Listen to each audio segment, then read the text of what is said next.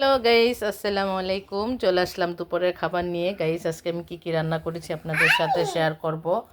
তো দেখেন, সাদা ভাত রান্না করেছি, সাথে রুই মাছ টমেটো আলু ভেজে রুই মাছ দিয়ে রান্না করেছি, আর হচ্ছে বেগুন দিয়ে ইলিশ মাছের লেজা মাথা ওগুলি দিয়ে চচ্চড়ি করেছি, সাথে ডাল রান্না করেছি।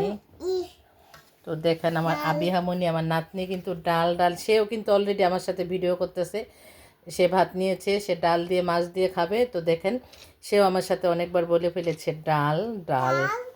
আবিহামনি হাই বলো। হাই। জি নানু। তো দেখেন গাইস, আমি আজকে এই রান্না করেছি, আমি আমার নাতনিদের নিয়ে খাবো। তো ভালো লাগলে অবশ্যই লাইক কমেন্ট দিবেন, লাইক কমেন্ট দিতে বলবেন না।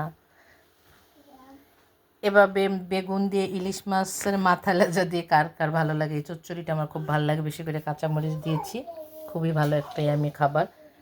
তো আজকে ভালো লাগলে অবশ্যই লাইক কমেন্ট দিবেন। আজকের মতো আল্লাহ হাফেজ। Thank you so much for watching my video.